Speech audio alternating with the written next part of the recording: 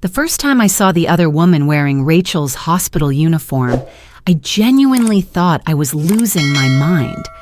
Because for 6 years, my upstairs neighbor had been the most predictable person in the building.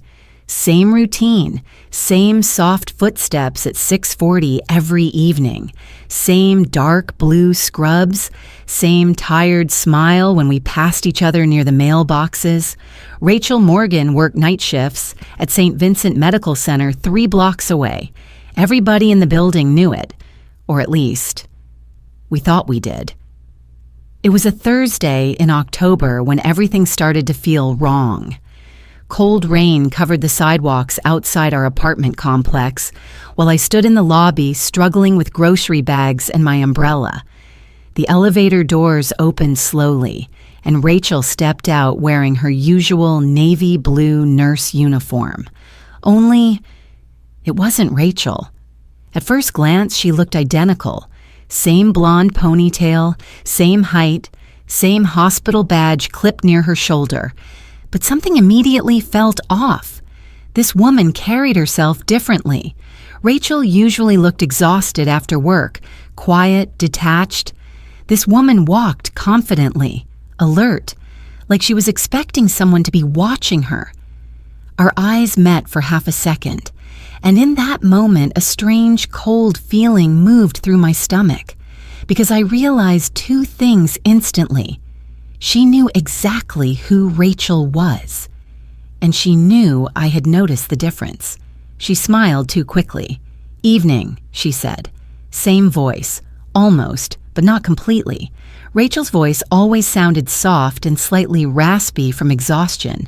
This woman sounded controlled, careful. I forced a polite smile back. "Long shift?" A tiny pause, too tiny for most people to notice. 12 hours, she answered. Then she walked past me toward the building exit. The smell of her perfume lingered briefly in the hallway, and that was the second thing that felt wrong. Rachel never wore perfume, not once in 6 years. I stood frozen beside the elevator while rain hammered against the glass lobby doors outside. Maybe I was imagining things. Maybe exhaustion was making me paranoid. I worked remote customer support for an insurance company and spent most days staring at screens inside my apartment. Human interaction had become rare enough that maybe my brain was simply inventing details. That should have been the end of it. But 20 minutes later, I saw Rachel again. I was unpacking groceries near my kitchen window when headlights crossed the parking lot outside. Rachel's old silver Honda pulled into her usual spot. I frowned immediately because I had just watched her leave the building. Then Rachel stepped out of the car, wearing jeans, a gray hoodie, and no makeup. She looked exhausted, real exhausted, not fake exhausted. I moved closer to the window in confusion. Rachel grabbed her purse from the passenger seat and hurried toward the building entrance through the rain. My heart began beating slightly faster. That wasn't possible. Unless... The thought sounded ridiculous even inside my own head.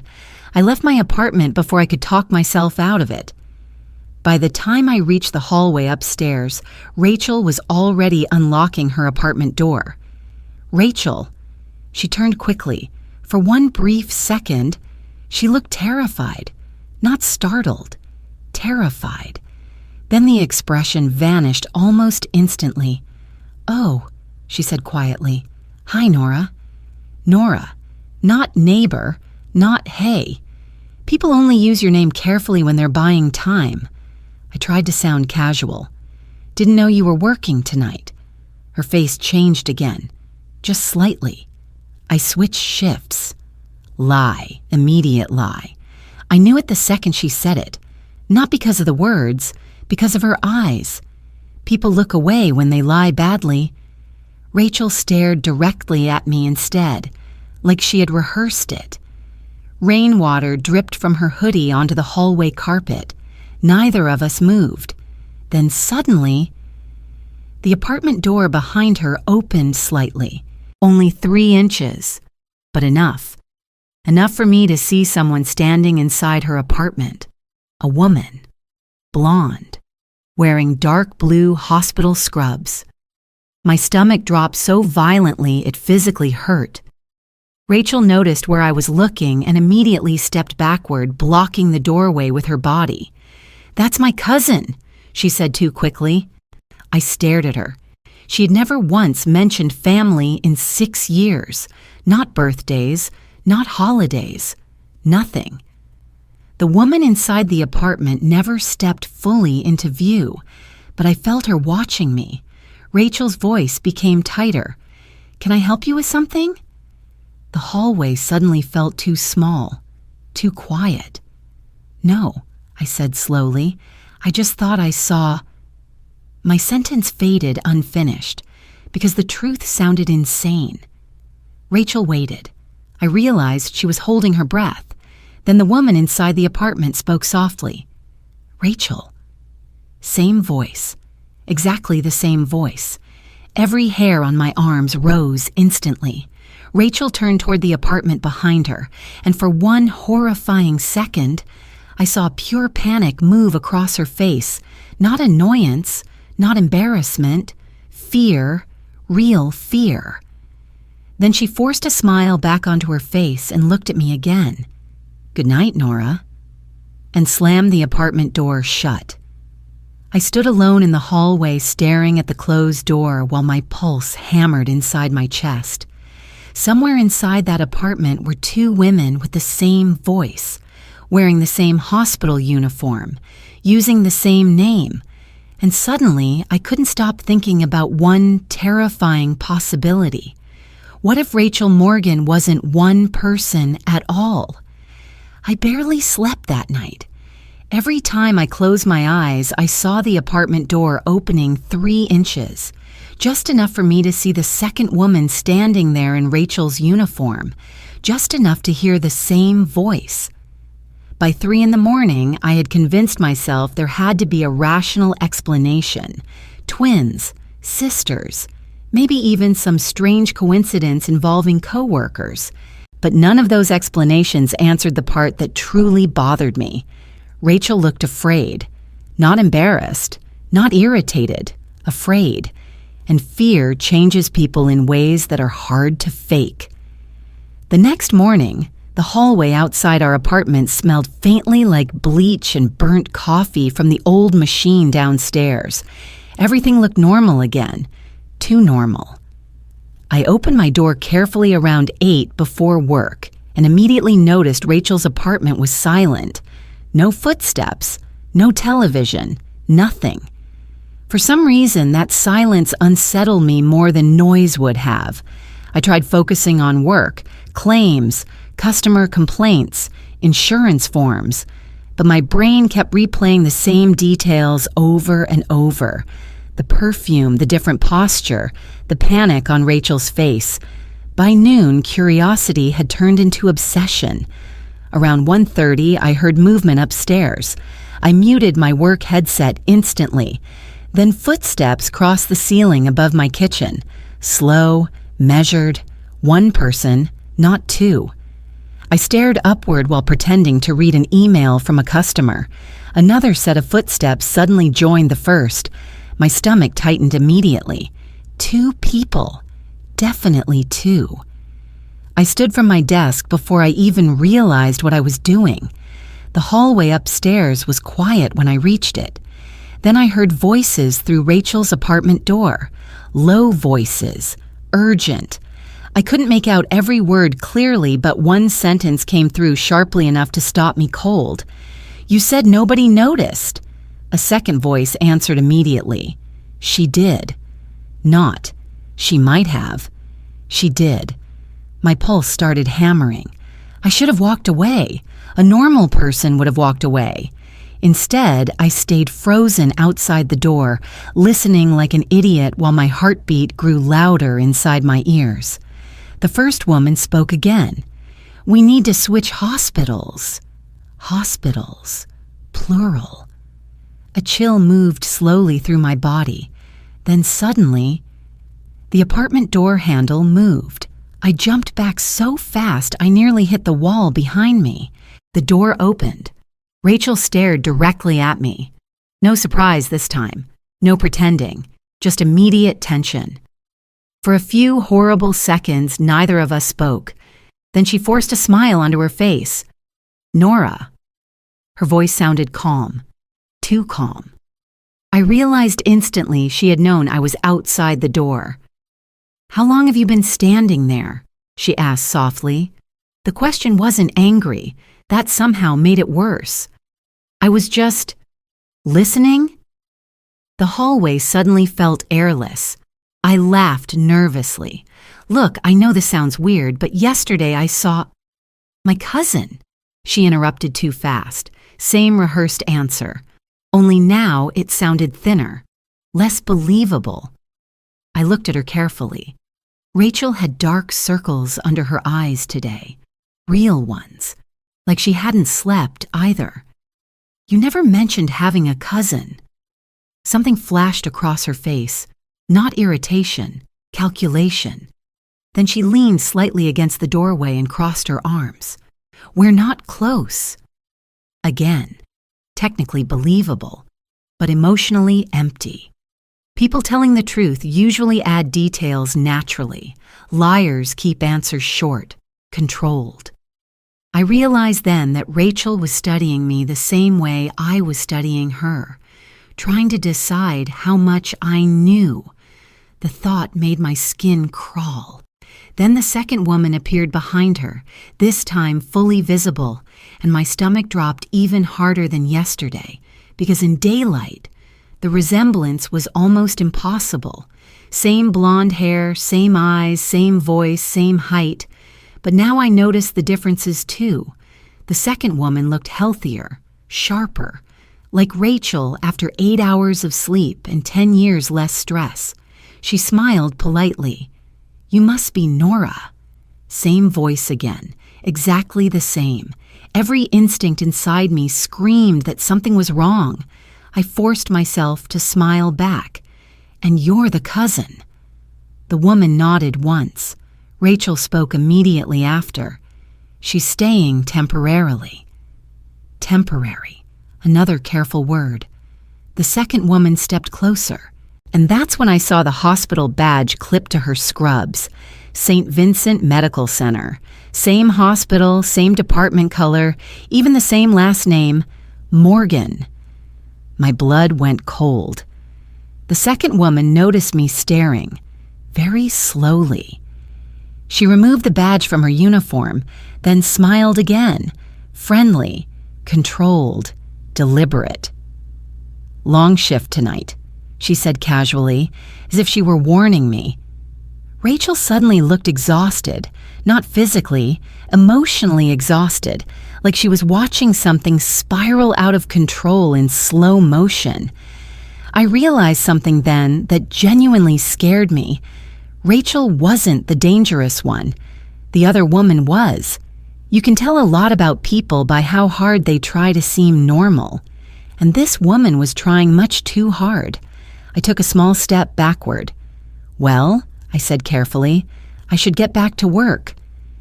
Neither woman answered immediately. Then Rachel finally nodded once. "Of course." But before the door closed, the second woman suddenly spoke again. "Nora?" I stopped. Her smile never changed. People misunderstand things all the time in apartment buildings. Something cold moved down my spine. Then she added softly, "And sometimes curiosity creates problems that weren't there before." The apartment door closed quietly, not slammed, not aggressively, which somehow frightened me even more. I stood alone in the hallway for almost 10 seconds without moving. Then I finally walked back downstairs to my apartment. But the second I locked my front door behind me, I knew one thing for certain. Whatever was happening upstairs had nothing to do with cousins. And somehow, I had already become part of it. For the rest of the afternoon, I couldn't focus on anything. Customer complaints blurred together on my computer screen while the conversation upstairs replayed in my head over and over again. We need to switch hospitals. Not, she's visiting from another city. Not, she's helping with shifts. Hospitals, plural. That single word kept bothering me because it implied repetition, a system, something organized. Around 5 o'clock, I finally gave up pretending to work and closed my laptop. Rain still covered the city outside in thin gray sheets. The parking lot below the apartment building reflected blurred headlights from passing cars, and for some reason the entire evening felt strangely heavy, like the air itself knew something was wrong. I made tea I didn't drink, turned on the television I didn't watch, and spent almost an hour sitting near my living room window staring at Rachel's parking spot, empty. At exactly 6:37 p.m., movement upstairs caught my attention. Footsteps again. 2 sets, then silence. 3 minutes later, the elevator doors opened downstairs. I stepped quietly into my hallway before I could stop myself. The second woman exited first, not Rachel. Tonight she wore black jeans, a beige coat, and her blonde hair down instead of tied back. If I hadn't seen them standing together earlier, I honestly would have believed she was Rachel. That terrified me more than anything else, because it meant the resemblance wasn't just similar, it was precise, deliberate. She walked through the lobby without looking at anyone, but Rachel followed several seconds later, and the moment she saw me standing near my mailbox, her face changed instantly. Again, that same fear. She walked toward me carefully. Nora. Her voice sounded strained. I crossed my arms. You want to explain what's going on? The second woman stopped near the lobby doors but didn't turn around. She was listening. Rachel noticed that too, then lowered her voice. Not here. That answer alone made my heartbeat quicken. Why not here? Rachel glanced nervously toward the other woman. Because she'll hear. The sentence hit me so hard I almost laughed. Not because it was funny, because it was insane. What exactly is she to you? Rachel opened her mouth, then suddenly stopped, like she had almost said something dangerous. The second woman finally turned around slowly near the exit doors. Even from across the lobby, I could feel how carefully she was watching us. Then she smiled, that same controlled smile. I'll wait outside, she said softly, and walked into the rain. The second the doors closed behind her, Rachel grabbed my wrist. Hard, too hard. Listen to me carefully, she whispered. Every instinct inside me went cold. She cannot know we talked alone. What are you talking about? Rachel's eyes look panicked now, real panic. She watches everything. A strange chill crawled slowly down my back. Who is she? Rachel looked toward the lobby doors again before answering. She uses my identity. I stared at her. What? She's been using my nursing license, my employee records, everything. For several seconds, I genuinely thought I had misunderstood her. That's impossible. I know. No, Rachel. I mean literally impossible. Her breathing became shaky. You think I don't know how insane this sounds? Then suddenly tears filled her eyes. First real emotion I had seen from her since this started. I tried to stop it. Fear moved sharply through my chest. What does that mean? Rachel looked toward the glass lobby doors again. She worked with me at St. Vincent 3 years ago. The rain outside grew heavier. Cars hissed across wet streets beyond the parking lot.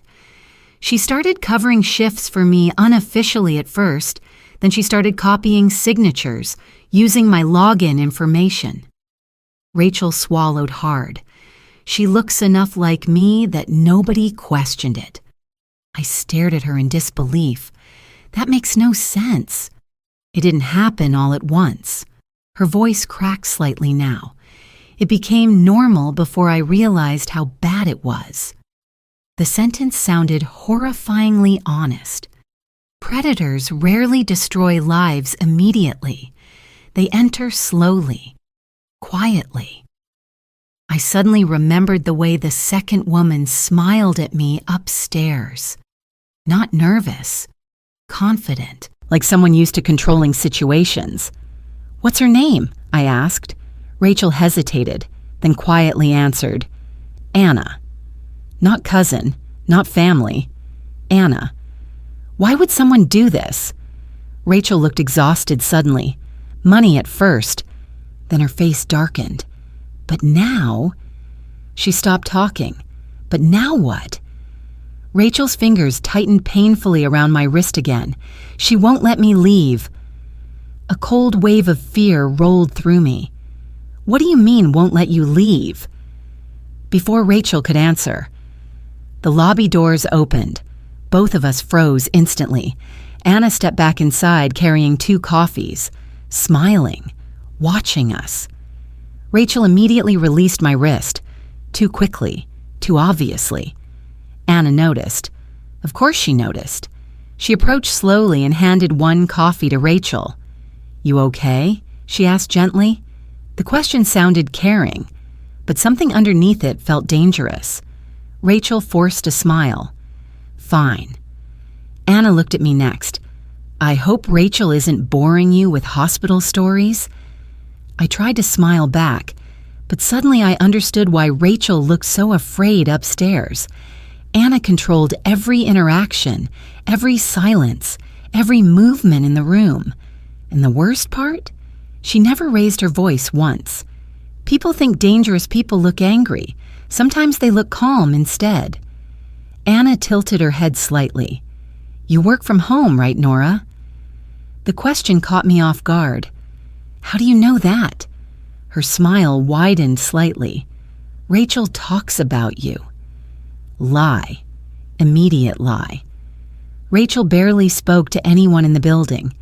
Anna continued casually. "You're usually home during the day." Something about the way she said it made my stomach tighten. Not conversation, observation, like she had been tracking my routine too. Rachel suddenly interrupted. "We should go." Anna looked at her for 1 long second, then smiled again. "Of course." The 2 women walked toward the elevator together, but before the doors closed, Rachel looked back at me and mouthed 2 silent words. "Help me." The elevator doors shut. I stood frozen in the lobby while rain hammered outside and fear settled heavily into my chest, because suddenly I understood something terrifying. Rachel wasn't hiding a secret with Anna. Rachel was trapped with her. For the rest of the afternoon, I couldn't focus on anything. Customer complaints blurred together on my computer screen while the conversation upstairs replayed in my head over and over again. "We need to switch hospitals." Not, "She's visiting from another city." Not, "She's helping with shifts." Hospitals. Plural. That single word kept bothering me because it implied repetition, a system, something organized. Around 5 o'clock, I finally gave up pretending to work and closed my laptop. Rain still covered the city outside in thin gray sheets. The parking lot below the apartment building reflected blurred headlights from passing cars, and for some reason the entire evening felt strangely heavy, like the air itself knew something was wrong. I made tea I didn't drink, turned on the television I didn't watch, and spent almost an hour sitting near my living room window staring at Rachel's parking spot. Empty. At exactly 6:37 p.m., movement upstairs caught my attention. Footsteps again. 2 sets, then silence. 3 minutes later, the elevator doors opened downstairs. I stepped quietly into my hallway before I could stop myself. The second woman exited first. Not Rachel. Tonight she wore black jeans, a beige coat, and her blonde hair down instead of tied back. If I hadn't seen them standing together earlier, I honestly would have believed she was Rachel. That terrified me more than anything else, because it meant the resemblance wasn't just similar, it was precise, deliberate. She walked through the lobby without looking at anyone, but Rachel followed several seconds later, and the moment she saw me standing near my mailbox, her face changed instantly. Again, that same fear. She walked toward me carefully. "Nora." Her voice sounded strained. I crossed my arms. "You want to explain what's going on?" The second woman stopped near the lobby doors but didn't turn around. She was listening. Rachel noticed that too, then lowered her voice. "Not here." That answer alone made my heartbeat quicken. Why not here? Rachel glanced nervously toward the other woman. "Because she'll hear." The sentence hit me so hard I almost laughed. Not because it was funny, because it was insane. "What exactly is she to you?" Rachel opened her mouth, then suddenly stopped, like she had almost said something dangerous. The second woman finally turned around slowly near the exit doors. Even from across the lobby, I could feel how carefully she was watching us. Then she smiled, that same controlled smile. "I'll wait outside," she said softly, and walked into the rain. The second the doors closed behind her, Rachel grabbed my wrist. Hard. Too hard. "Listen to me carefully," she whispered. Every instinct inside me went cold. She cannot know we talked alone. "What are you talking about?" Rachel's eyes look panicked now, real panic. She watches everything. A strange chill crawled slowly down my back. "Who is she?" Rachel looked toward the lobby doors again before answering. "She uses my identity." I stared at her. "What?" "She's been using my nursing license, my employee records, everything." For several seconds, I genuinely thought I had misunderstood her. "That's impossible." "I know." "No, Rachel, I mean literally impossible." Her breathing became shaky. "You think I don't know how insane this sounds?" Then suddenly, tears filled her eyes. First real emotion I had seen from her since this started. I tried to stop it. Fear moved sharply through my chest. What does that mean? Rachel looked toward the glass lobby doors again. She worked with me at St. Vincent 3 years ago. The rain outside grew heavier. Cars hissed across wet streets beyond the parking lot. She started covering shifts for me unofficially at first. Then she started copying signatures, using my login information. Rachel swallowed hard. She looks enough like me that nobody questioned it. I stared at her in disbelief. That makes no sense. It didn't happen all at once. Her voice cracked slightly now. It became normal before I realized how bad it was. The sentence sounded horrifyingly honest. Predators rarely destroy lives immediately. They enter slowly, quietly. I suddenly remembered the way the second woman smiled at me upstairs, not nervous, confident, like someone used to controlling situations. "What's her name?" I asked. Rachel hesitated, then quietly answered, "Anna." Not cousin, not family. Anna. Why would someone do this? Rachel looked exhausted suddenly. Money at first. Then her face darkened. But now... She stopped talking. But now what? Rachel's fingers tightened painfully around my wrist again. She won't let me leave. A cold wave of fear rolled through me. What do you mean, won't let you leave? Before Rachel could answer, the lobby doors opened. Both of us froze instantly. Anna stepped back inside carrying 2 coffees, smiling, watching us. Rachel immediately released my wrist, too quickly. Too obviously. Anna noticed. Of course she noticed. She approached slowly and handed 1 coffee to Rachel. "You okay?" she asked gently. The question sounded caring, but something underneath it felt dangerous. Rachel forced a smile. Fine. Anna looked at me next. I hope Rachel isn't boring you with hospital stories. I tried to smile back, but suddenly I understood why Rachel looked so afraid upstairs. Anna controlled every interaction, every silence, every movement in the room. And the worst part? She never raised her voice once. People think dangerous people look angry. Sometimes they look calm instead. Anna tilted her head slightly. You work from home, right, Nora? The question caught me off guard. How do you know that? Her smile widened slightly. Rachel talks about you. Lie. Immediate lie. Rachel barely spoke to anyone in the building. Anna continued casually, You're usually home during the day. Something about the way she said it made my stomach tighten. Not conversation, observation. Like she had been tracking my routine too. Rachel suddenly interrupted. We should go. Anna looked at her for one long second, then smiled again. Of course.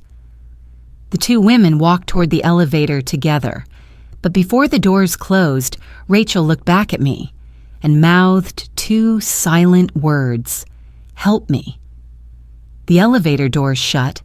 I stood frozen in the lobby while rain hammered outside and fear settled heavily into my chest. Because suddenly I understood something terrifying. Rachel wasn't hiding a secret with Anna. Rachel was trapped with her. Часть 3/10. RU. Остаток дня я не могла сосредоточиться вообще ни на чем. Жалобы клиентов расплывались перед глазами на экране компьютера, а разговор наверху снова и снова прокручивался у меня в голове. Нам нужно сменить больницы. Не. Она приехала из другого города. Не. Она помогает со сменами. Больницы. Во множественном числе. Далее. Часть 4/10. Не сокращай предложение, полное делай повествование, но жестко в рамках этой субниши. Части 4/10. EN. After that night, I started noticing things I should have noticed weeks earlier. That was the worst part. Not discovering something strange, realizing the signs had been there the entire time. Once your brain accepts that something is wrong, ordinary details suddenly become impossible to ignore. Rachel's apartment had always been unusually quiet for someone working rotating hospital shifts. No television, no music, no guests. At the time, I thought she was simply private. Now the silence felt manufactured, controlled. The next morning, I woke up after barely 4 hours of sleep and immediately checked the parking lot from my bedroom window. Rachel's silver Honda was gone, but a black SUV I had never seen before sat across the street, engine running, tinted windows. Something about it instantly made me uneasy. I told myself not to become paranoid. People parked on our street all the time. Still, when I left for coffee around 9, the SUV remained there.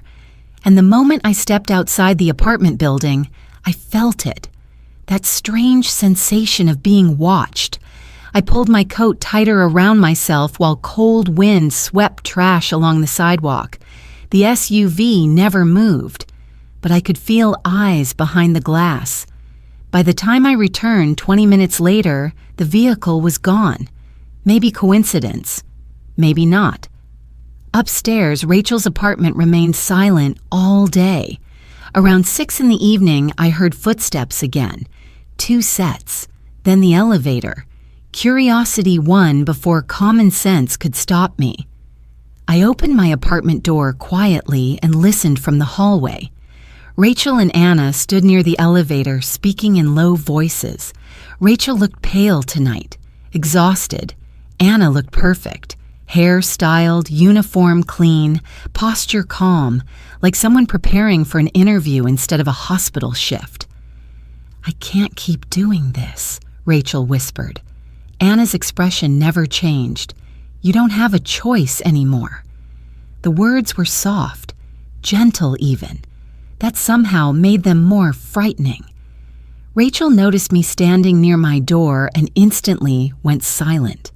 Anna turned slowly toward me and smiled. Always that smile. Controlled, polite, empty. "Nora," she said warmly, "working late tonight too?" I nodded carefully.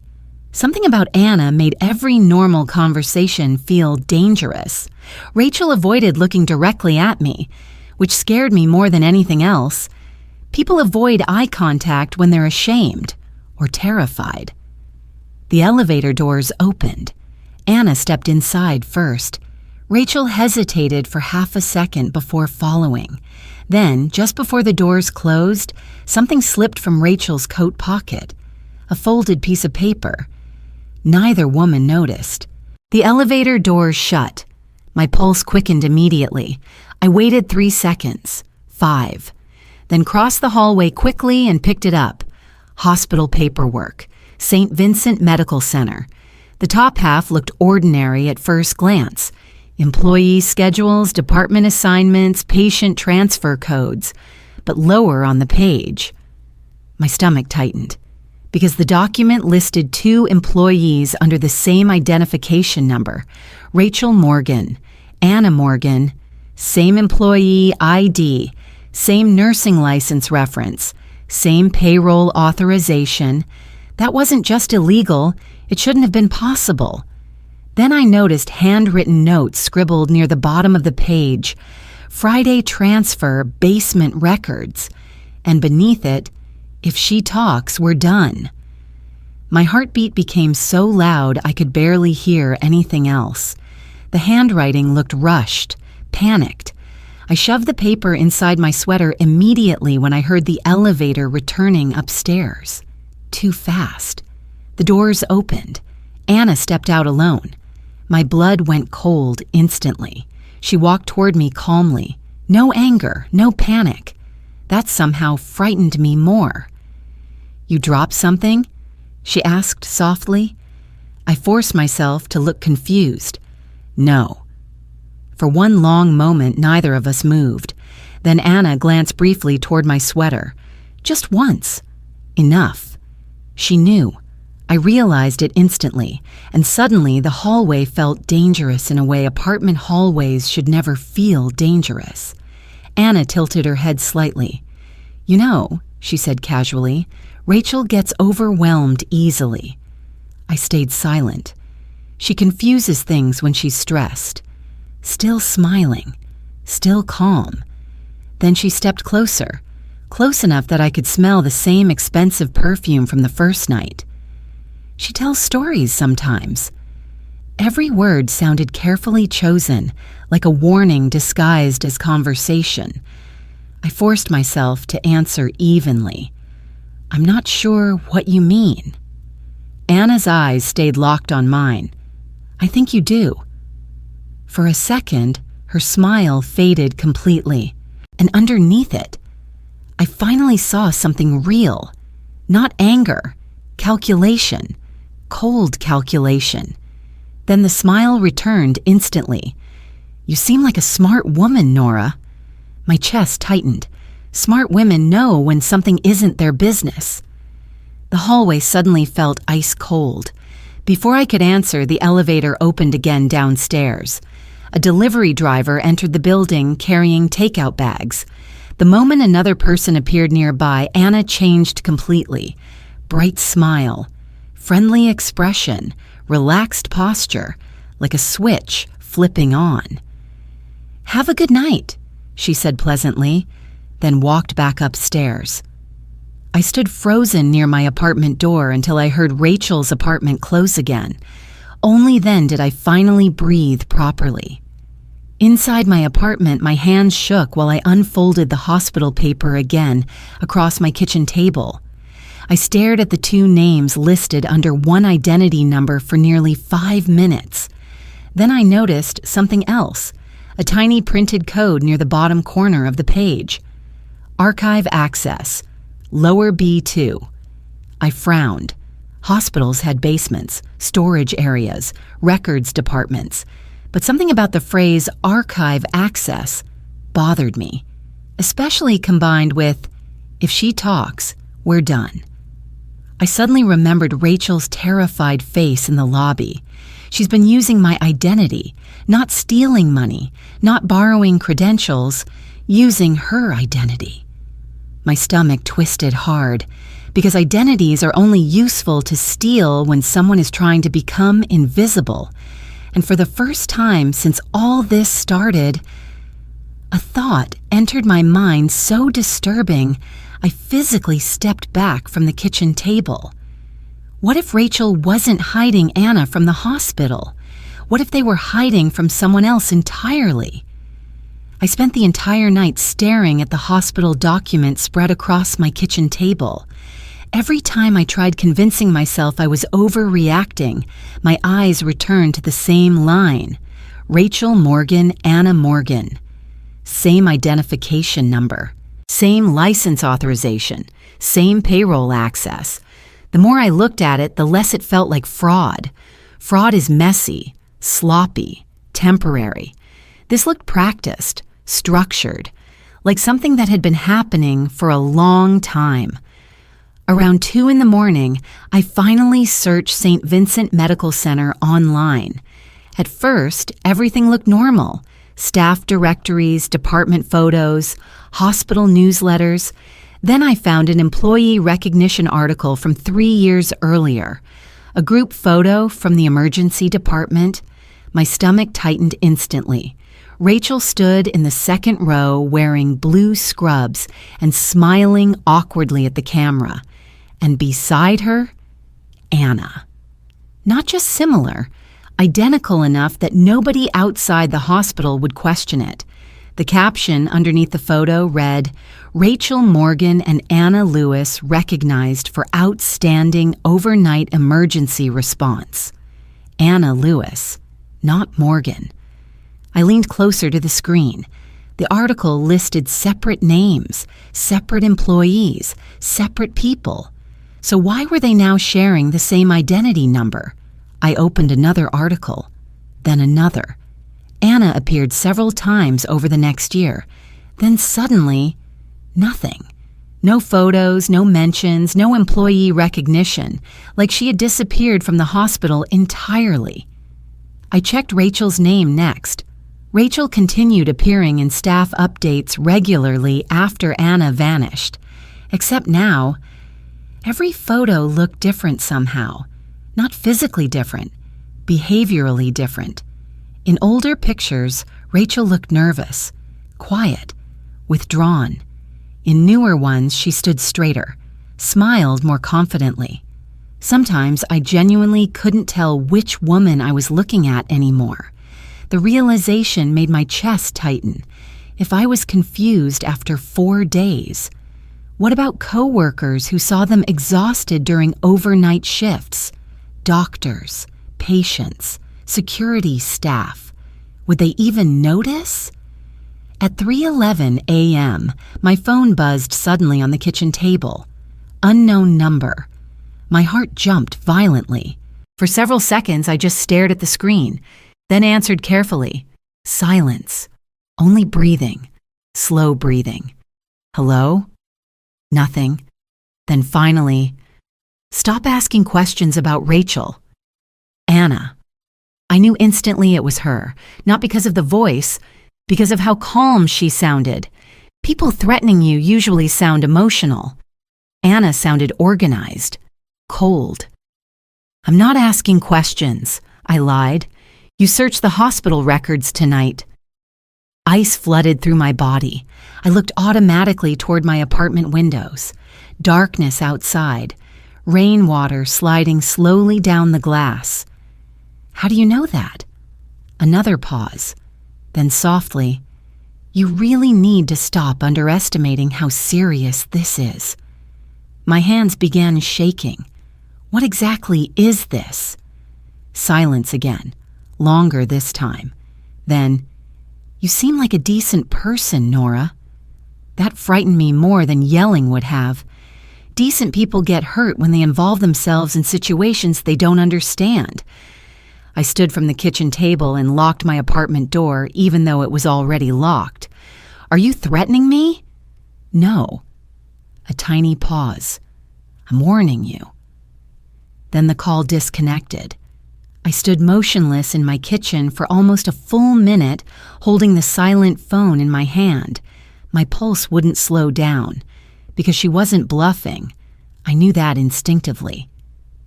The next morning, Rachel knocked on my apartment door at 7:20. The second I opened it, I realized something was very wrong. Rachel looked exhausted in a way I had never seen before. Not tired, destroyed. Her eyes were swollen like she'd been crying all night, and there was a bruise forming near her wrist. Small, yellow-purple, partially hidden beneath her sleeve. She noticed me looking at it and immediately pulled the fabric lower. "Can I come in?" I stepped aside instantly. Rachel entered my apartment and looked around nervously before I closed the door behind her. "She called you last night, didn't she?" I stared at her. "How do you know?" Rachel laughed quietly, but there was no humor in it. "Because she always calls first." The sentence hit me hard. Always. Meaning this had happened before. "How long has this been going on?" Rachel rubbed both hands against her face slowly. "Almost 2 years." 2 years. I felt physically sick hearing it. How is that even possible? Rachel looked toward my kitchen table, toward the hospital document, then whispered, "Because Anna knows things about people." I frowned. What does that mean? Rachel's eyes filled with tears again. She records conversations, accesses private files, watches people until she finds something they're ashamed of. Cold fear moved through my chest. She blackmails people. Rachel nodded once. At first it was small things, shift trades, password sharing, covering overnight charting. Her breathing became uneven. Then suddenly she had access to everything.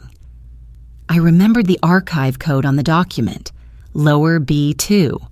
What's in the hospital basement? Rachel's face immediately changed. Fear again, real fear. You need to let this go. No. The answer came out stronger than I expected.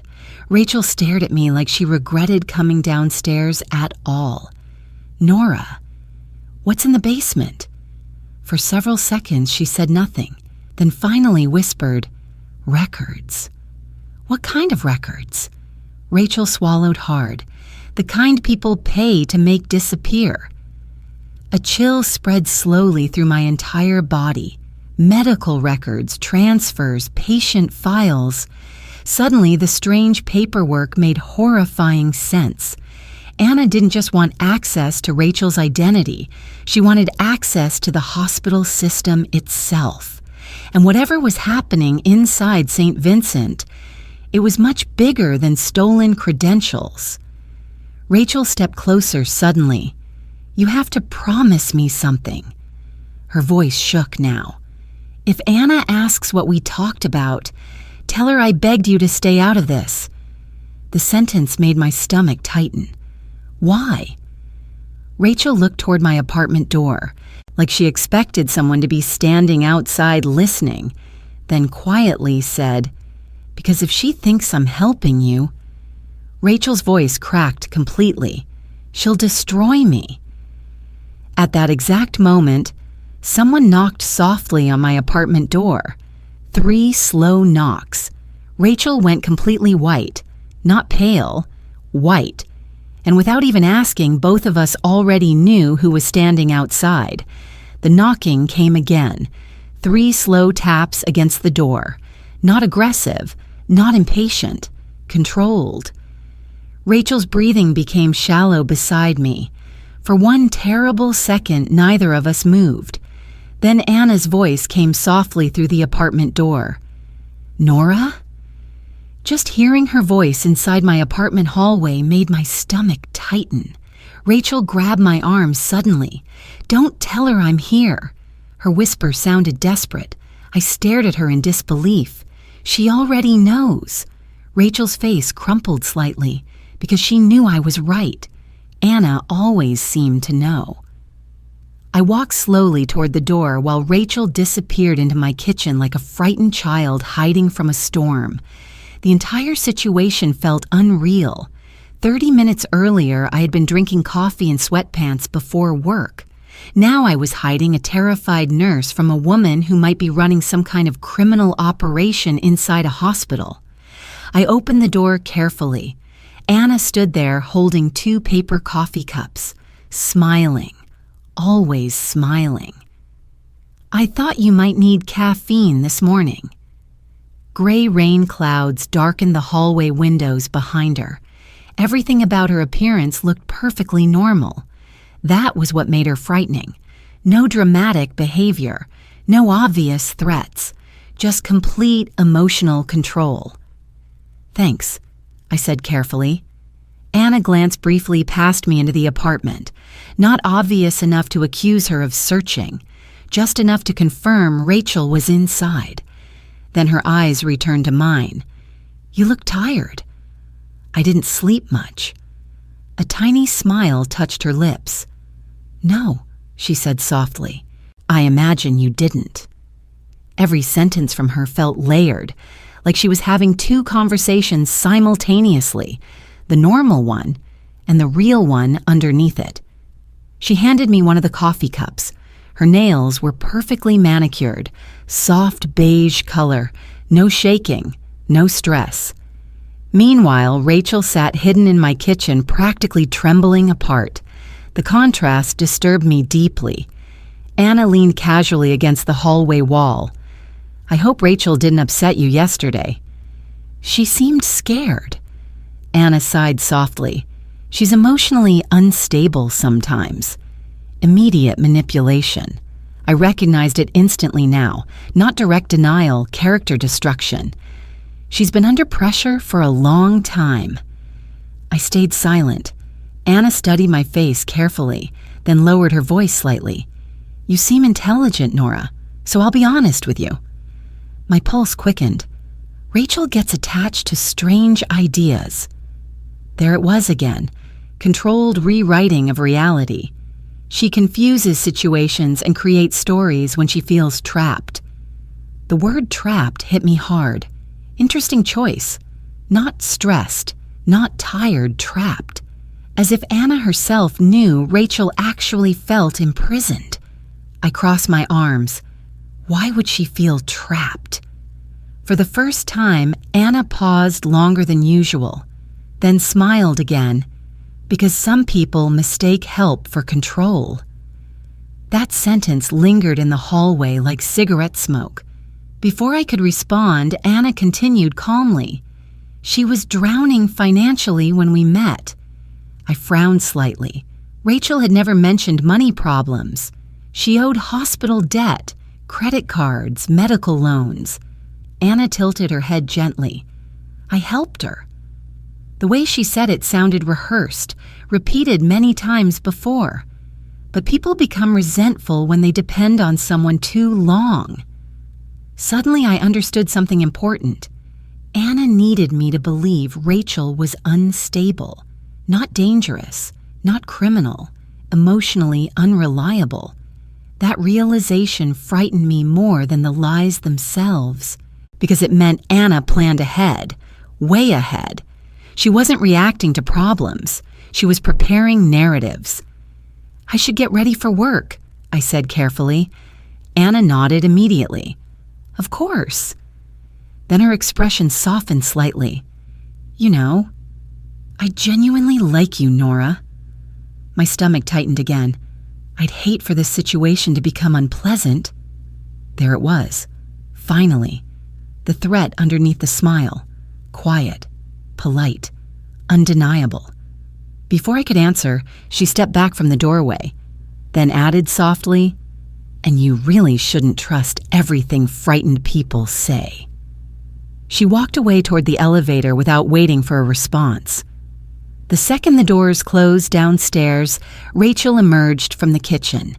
Her face looked drained of color. "She's trying to isolate me," Rachel whispered immediately. I shut the apartment door hard. "She already is." Rachel wrapped both arms around herself tightly. You don't understand how far she goes when she thinks someone might expose her. I stared at her. Expose what exactly? Rachel looked toward the windows nervously before answering. There were patients. Cold silence filled the apartment. What patients? Rachel's voice became barely audible. People who disappeared from the system. A heavy chill moved slowly through my chest. What does that mean? Rachel swallowed hard. It started during COVID overflow years ago. Too many patients, too much chaos. Records stopped matching properly. I felt suddenly sick. No. Rachel nodded weakly. Some people died without proper reporting. Others were transferred incorrectly. She wiped tears from beneath her eyes, and Anna realized nobody was checking carefully anymore. My brain struggled to process what she was implying. Medical records, identity numbers, archived files. She changed records? Rachel looked horrified. At first, she fixed mistakes. The wording alone terrified me. At first. Then she started creating new ones. I sat down slowly at my kitchen table because my legs suddenly felt weak. You're saying she invented patience? Rachel closed her eyes. Sometimes dead people remained active in the system for months. My stomach twisted violently. Insurance fraud, billing fraud, identity theft. Suddenly, this wasn't just creepy behavior anymore. It was massive. How are you involved? Rachel's face crumpled completely. She used my login access first. The guilt in her voice sounded unbearable. She said it was temporary. Temporary. Always temporary in the beginning. Then Rachel whispered the sentence that made my blood run cold. She knows how to make people disappear inside paperwork. For several seconds, I genuinely couldn't speak. Then finally, why are you telling me this now? Rachel looked directly at me because she had finally run out of lies. Because yesterday, she whispered, I found out she's planning to use my identity permanently. The room went completely silent. I stared at her. What? Rachel's eyes filled with panic again. She transferred money from accounts using my credentials. Hospital investigations already started quietly weeks ago. My pulse exploded. She's setting you up. Rachel nodded once, and then, in a voice barely above a whisper, she said, she's planning to disappear as me. For several seconds after Rachel said it, I genuinely forgot how to breathe. She's planning to disappear as me. The sentence echoed through my apartment like something poisonous. Rain tapped softly against the windows while the refrigerator hummed quietly behind us, and somehow the normal sounds made everything feel even more unreal. I stared at Rachel across my kitchen table. You need to go to the police. The moment I said it, Rachel shook her head violently. No. Rachel, they won't believe me. Her voice cracked hard now. She already prepared everything. Fear moved coldly through my chest. What does that mean? Rachel wiped trembling hands against her jeans.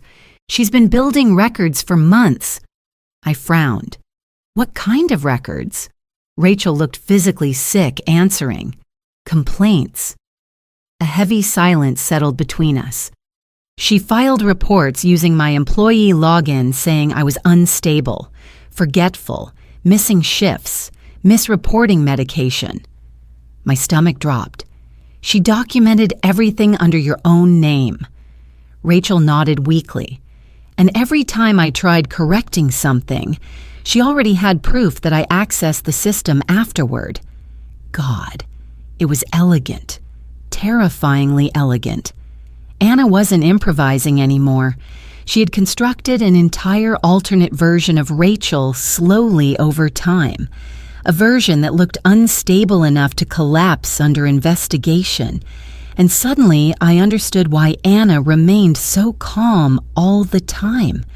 Because from the outside, Rachel already looked guilty. I leaned back slowly in my chair. How long has she been planning this? Rachel stared blankly at the table. I don't know anymore. Then she whispered, I think she started the moment she realized we looked alike enough to confuse people. Coldness spread through my body. Not coincidence, opportunity. I suddenly remembered something else. The black SUV outside yesterday. Rachel's face immediately changed. You saw it? Yes. She looked toward my apartment windows nervously. That means they're watching again. My pulse quickened instantly. They? Rachel closed her eyes briefly. The hospital hired private investigators 2 weeks ago. I froze. Investigating what? Rachel laughed bitterly through tears. Missing billing accounts, altered patient records, dead patients still active in the insurance system. The room suddenly felt too small. How much money are we talking about? Rachel shook her head slowly. I don't know exactly. Then quietly added, but enough that people could go to prison for the rest of their lives. A sick feeling settled heavily into my stomach. This wasn't identity fraud anymore. This was massive. And somehow Rachel had become trapped inside it. I stood up abruptly and walked toward my living room window. Outside, gray afternoon rain blurred the parking lot into streaks of silver and black. Everything suddenly felt dangerous. Every car, every hallway sound, every unknown phone call. Why stay? I asked finally. Rachel looked confused. What? Why didn't you leave months ago? The answer came slowly. Because shame is slow. At first I thought I could fix it. Rachel's voice sounded hollow. She always made everything sound temporary. Temporary passwords, temporary shifts, temporary access. Predators survive by making disaster feel manageable one step at a time. Then Rachel whispered, and after a while, I became afraid nobody would believe I wasn't involved. That part hurt to hear because it sounded painfully true. Fear traps people long before physical threats do. I turned back toward her. Then we need proof. Rachel looked at me instantly. Real hope flashed across her face for the first time since this started. There's one thing, she whispered. My pulse quickened again. What thing? Rachel hesitated, then lowered her voice almost to nothing. The basement archive. B2. The code from the paper. She keeps backup records there, Rachel continued.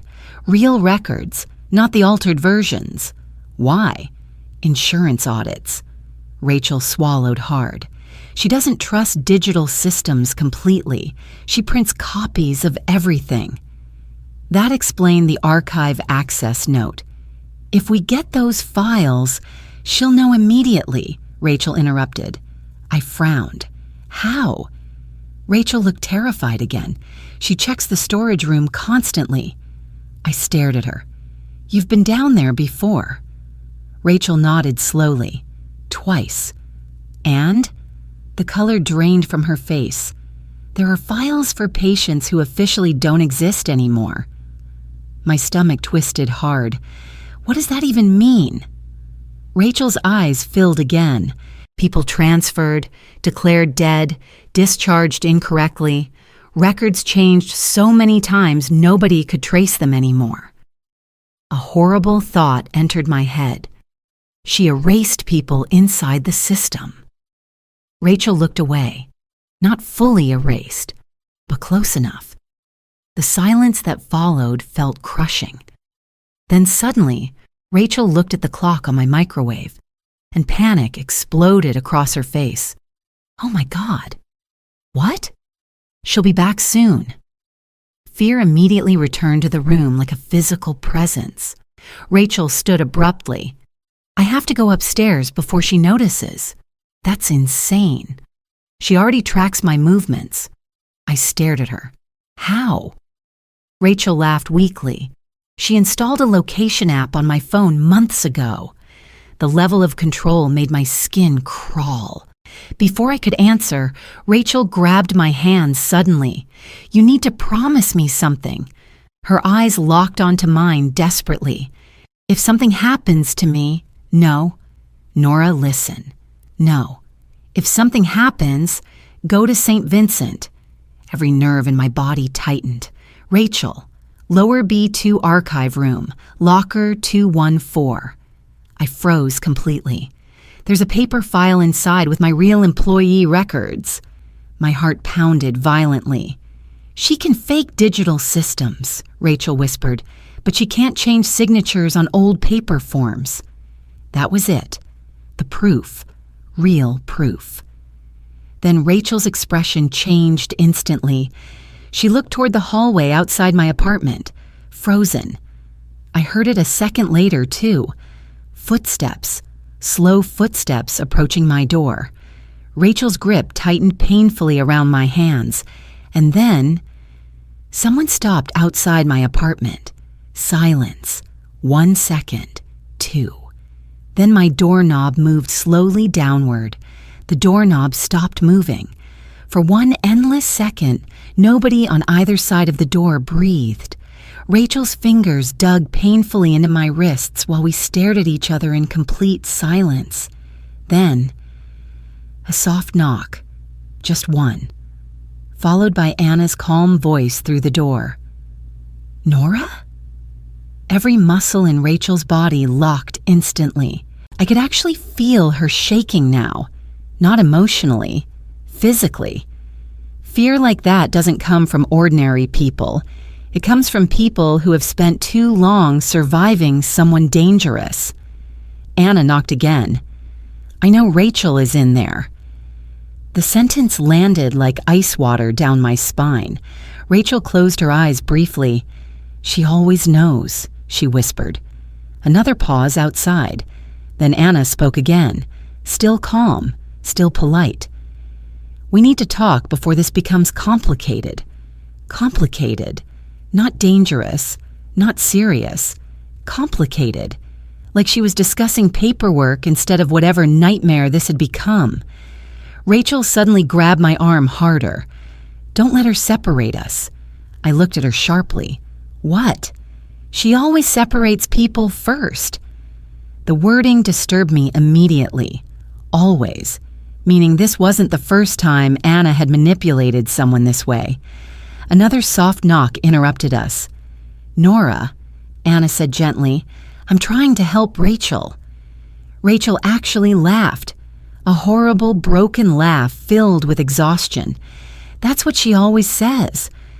I realized then that both women were waiting for me to choose, not directly, but emotionally, and somehow that frightened me almost more than the hospital records. Because manipulation becomes far more dangerous when the victim still partly trusts the manipulator. I slowly walked toward the door. Rachel followed immediately behind me, terrified. When I unlocked it, Anna stood exactly where I expected, calm, perfectly composed, holding herself like a woman arriving to dinner instead of confronting two frightened people. Her eyes moved instantly to Rachel. No surprise, no anger, only disappointment. "You left your phone upstairs," Anna said softly. Rachel went pale. Anna held up the device casually. I was worried. The sentence sounded caring, but Rachel looked like she wanted to run. I noticed something then that made my stomach tighten. Anna wasn't trying to force Rachel physically. She didn't need to. Control worked better when the victim already believed escape was impossible. Anna finally looked at me. "I'm sorry you became involved in this." I crossed my arms. "Involved in what, exactly?" Anna sighed quietly, then stepped into my apartment without waiting for permission. That single act changed the entire atmosphere instantly. She walked slowly through my living room like she belonged there, like boundaries simply didn't apply to her. Rachel stayed near the door behind me, visibly panicking now. Anna placed Rachel's phone carefully on my kitchen counter, then turned toward us. "You deserve the truth," she said calmly. Rachel shook her head immediately. "No." Anna ignored her. "Rachel has been altering patient records for almost 2 years." Immediate silence filled the apartment. I looked at Rachel instinctively. She looked devastated. "Tell her that's not true," Rachel whispered. Anna's face remained perfectly neutral. "I tried protecting you." There it was again. The same narrative: protection, help, concern. Every abusive person eventually rewrites control as love. Anna continued calmly. "She started changing files during COVID overflow. At first, it was small things. Rachel's breathing became uneven. Stop. But eventually," Anna said softly, "people noticed missing documentation." I stared between them, one terrified, one completely calm, and suddenly I understood how impossible this situation had become, because fear looks guilty. Calmness looks trustworthy. Anna reached into her purse slowly. Rachel immediately stepped backward. True panic crossed her face. "Don't." Anna removed several folded papers and placed them carefully on my kitchen table. Hospital reports, internal complaints, signed statements, every single one carried Rachel's name. I picked one up with shaking hands: medication discrepancies, unauthorized record access, false discharge confirmations, all connected to Rachel Morgan. My chest tightened. "This is what investigators already have," Anna said quietly. Rachel looked like she might collapse. "Those were planted." Anna tilted her head sadly. "Rachel." That tone. God. Like she was speaking to someone mentally unstable. I suddenly realized something horrifying. Anna wasn't just framing Rachel. She was conditioning everyone around her to distrust Rachel emotionally, long before any investigation became public. I looked closer at the paperwork. Dates, employee access times, digital signatures. Everything looked real. Too real.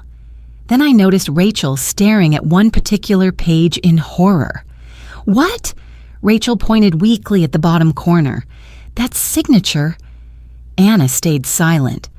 Rachel's voice broke completely. "She forged my therapy records." Coldness spread instantly through me. "What therapy records?" Anna answered before Rachel could. "After her panic episodes last year, the hospital recommended counseling." Rachel looked at me desperately. "I never had panic attacks." Anna's expression softened almost sympathetically. "You threatened self-harm twice, Rachel." The room exploded into silence. Rachel looked physically destroyed hearing those words aloud, and for one terrifying moment, even I wasn't sure who to believe anymore, because Anna didn't sound manipulative. She sounded reasonable. That was what made her dangerous. Rachel suddenly grabbed my hand hard enough to hurt. "Nora," she whispered, "she's doing it again." I looked at her. Tears streamed down Rachel's face now. She changes reality slowly until nobody remembers what's true anymore. Anna finally lost her smile for the first time, only for a second. But I saw it. Cold irritation, tiny, sharp, real. Then it vanished instantly, and that tiny crack in her mask scared me more than anything else so far, because underneath all the calmness, there was anger. Real anger. Anna looked directly at me. "You need to decide whether you want to help a frightened woman or protect yourself from one." The apartment fell completely silent. Rain hammered softly against the windows. Rachel trembled beside me. Anna stood perfectly still across the kitchen, and suddenly I understood the real danger for the first time. This wasn't just identity theft anymore.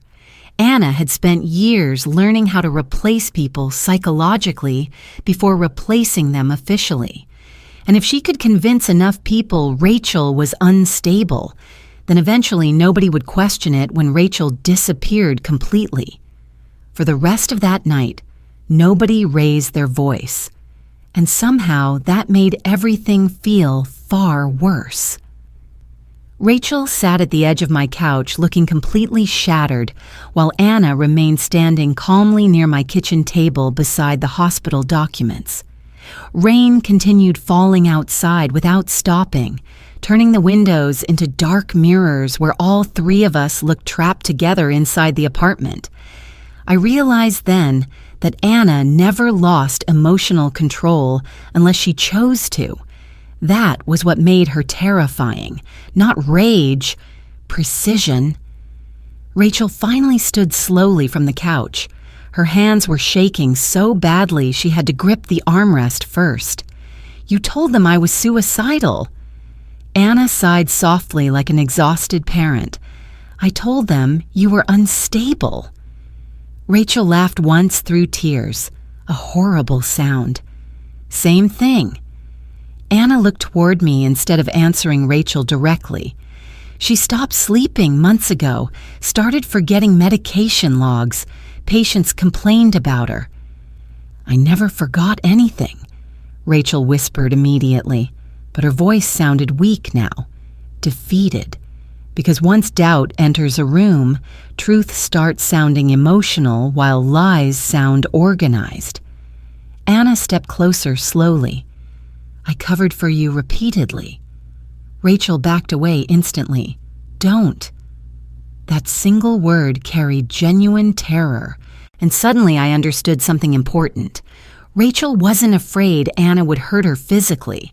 She was afraid Anna would speak, because every conversation with Anna seemed to rewrite reality itself. I looked down again at the paperwork spread across my kitchen table. Everything connected perfectly, too perfectly. Employee complaints, access records, therapy notes, shift discrepancies. It looked like years of evidence, not something created overnight. Anna noticed me staring, then quietly said, "You understand the problem now?" I looked up sharply. "What problem?" Anna folded her arms calmly. "Rachel genuinely believes I ruined her life." Rachel suddenly exploded. "Because you did!" The force of emotion in her voice shocked me. For the first time since I met her, Rachel sounded angry instead of frightened. Anna remained perfectly still. "You stole my passwords." "You gave them to me." "You changed patient records." "To correct mistakes you made." "You isolated me from everyone at the hospital." Anna's expression hardened slightly. "Because you were becoming unstable." Every answer arrived instantly, prepared, practiced. I suddenly realized Anna had probably rehearsed this conversation in her head for months, maybe years. Rachel looked at me desperately.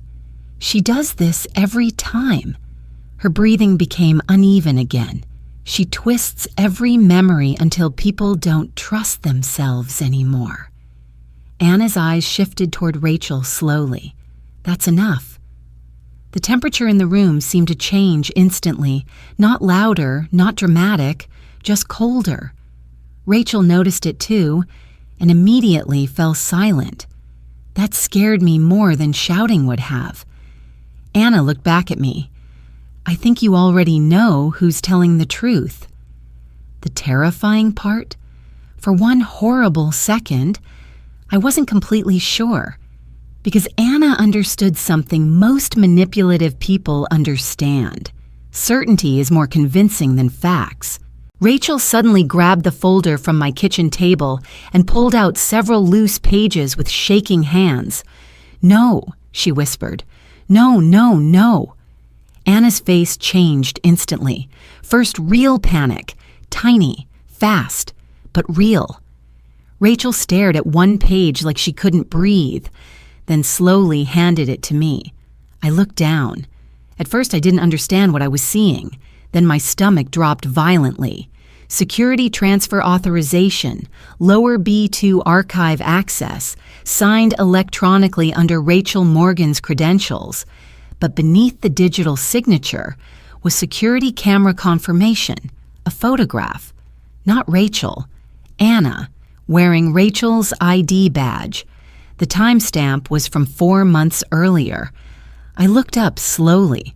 For the first time since entering my apartment, Anna looked unsettled, only slightly, but enough. Rachel's voice cracked completely. "You said those cameras were deleted." Silence, heavy silence. Anna recovered almost immediately. "It proves nothing." But now her calm sounded thinner, less natural. Rachel stepped backward toward me. She used my credentials after overnight shifts when nobody was monitoring archive access. Anna's eyes locked onto Rachel sharply now, warning her. Rachel ignored it for the first time. She altered records for dead patients first because nobody checked inactive files carefully. I stared at Anna. She billed insurance under people who already died. Anna's face became expressionless, not guilty, empty. Then she quietly answered, "You have absolutely no idea how many hospitals were collapsing during COVID." The sentence hit the room like broken glass. Rachel looked horrified. Anna continued calmly, "Records disappeared every day. Patients vanished between transfers constantly. Nobody cared until money became involved." My chest tightened. Not denial, justification. That frightened me even more. Anna looked directly at me again. "You think hospitals are clean places, Nora?" Rain hammered harder against the windows. People with money survive. People without money disappear inside paperwork. Rachel shook her head violently. "You're sick," Anna finally snapped. Not loudly, but emotionally. For the first time, real anger broke through her perfect mask. "I kept departments functioning while administrators hid at home." The room went completely silent. Anna realized immediately she had lost control. And for the first time, I saw the real person underneath, exhausted, cold, obsessed with control, but also convinced she was justified. That was the worst kind of dangerous person, the kind who believes they are right. Anna slowly regained composure, then looked at Rachel with something almost resembling pity. "You were useful until you panicked." Rachel's face crumpled. "I trusted you." Anna answered quietly, "And I protected you longer than anyone else would have." The sentence sounded horrifyingly sincere. Then Anna looked toward me one final time. "You need to decide very carefully what happens next." I felt cold all over, because now I finally understood the real ending approaching us. This story was no longer about proving Rachel innocent.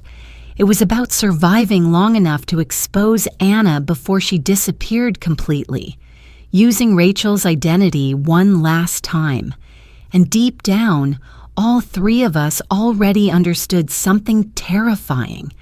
By tomorrow morning, someone would either be arrested or vanish forever. None of us slept that night. Around midnight, Anna finally left my apartment without another word. But before walking out the door, she stopped beside Rachel one last time and quietly said, "You still have until morning." Then she walked away down the hallway, calm, controlled, like someone who already knew how the story would end. The second the elevator doors closed downstairs, Rachel collapsed into tears. Not dramatic crying, exhaustion, the kind that comes after surviving fear for too long. I sat beside her on the couch while rain continued falling outside, and the clock above my kitchen stove crept slowly toward 1 o'clock a.m. "She's going to run," Rachel whispered finally. I looked at her. With your identity. Rachel nodded weakly.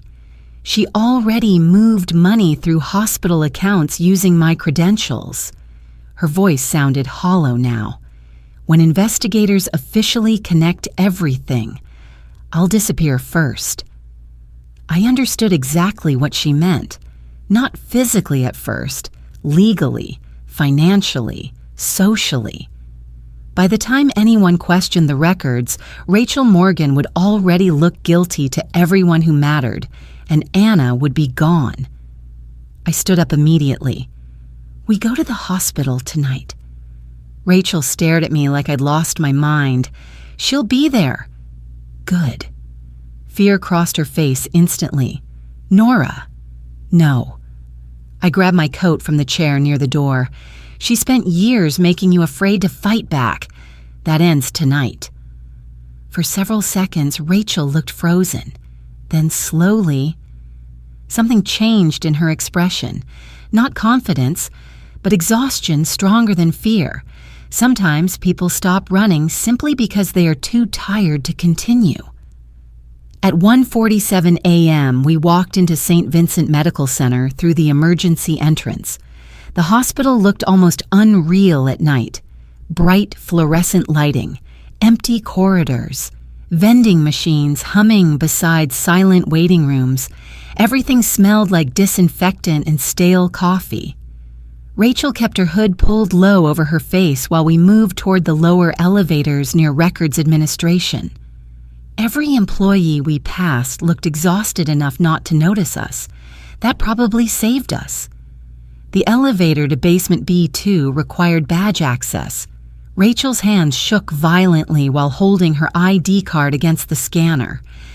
Access granted. The doors opened. Cold air hit us immediately downstairs. The archive level looked older than the rest of the hospital. Concrete walls, metal storage doors, long fluorescent lights buzzing overhead. The hallway felt buried underneath the world.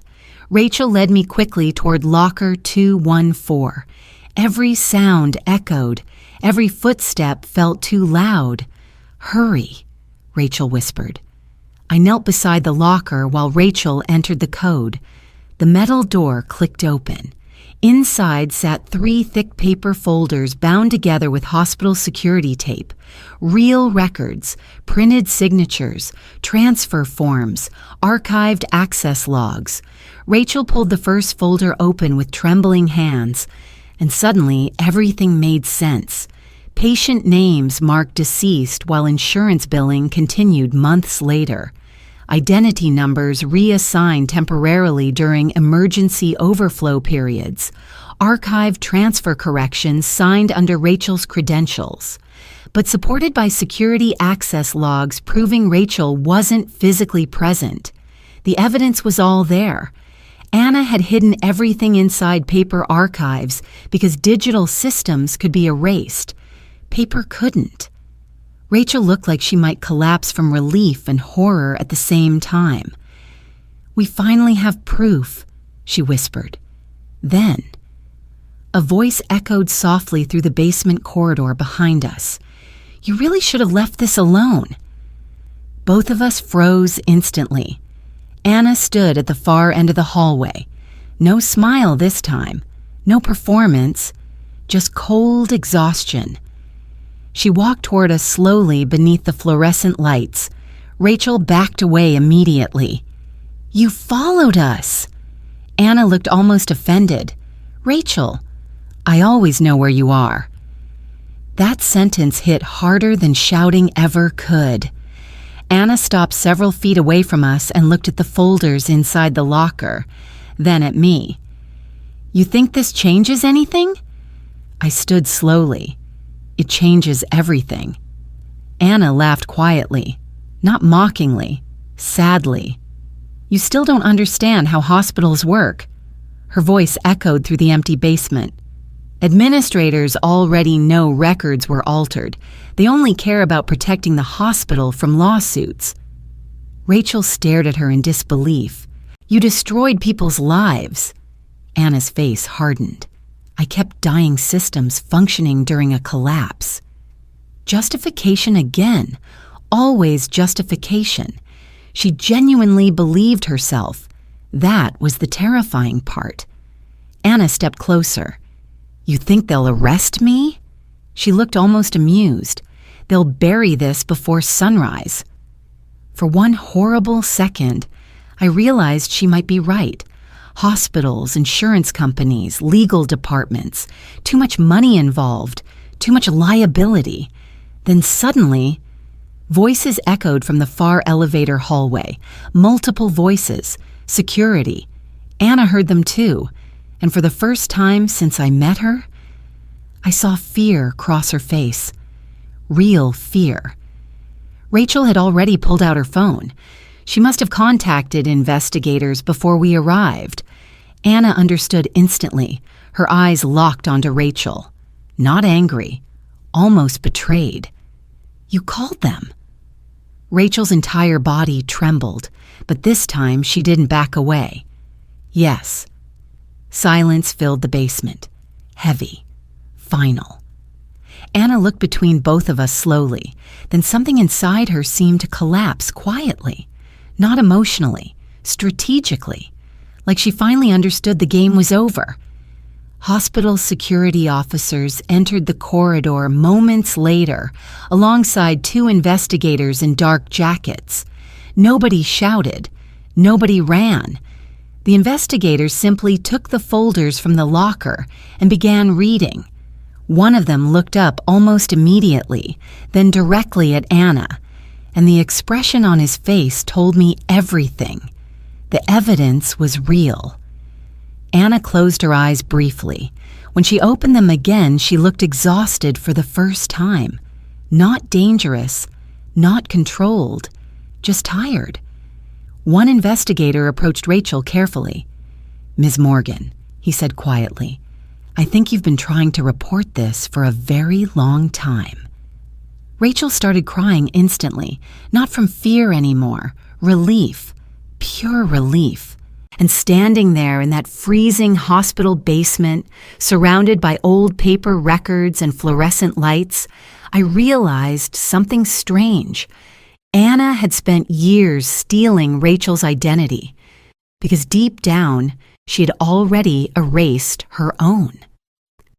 3 months later, Rachel moved out of the apartment building. New hospital, new city, new life. Before leaving, she knocked on my door one final time. She looked different somehow, still tired, still healing, but lighter, like someone finally learning how to exist without fear. "I still check my locks 3 times every night," she admitted quietly. Trauma leaves slowly. Sometimes it never leaves completely. Before walking away, Rachel looked back at me one last time. "You know the worst part?" "What?" She smiled sadly. For a while, I honestly thought maybe she was right about me. That sentence stayed with me long after she disappeared down the hallway, because that was the real damage Anna caused. Not stolen records, not fraud, not fake identities. She made people doubt their own reality, and once someone loses trust in their own mind, they become very easy to control. Even now, sometimes late at night, I still think about the first moment I saw Anna wearing Rachel's uniform in the elevator, and I still remember the exact feeling that moved through my stomach. Not confusion, recognition, because somewhere deep down, I think I understood immediately that one of them was pretending to be someone else. I just didn't realize yet how close Rachel was to disappearing forever.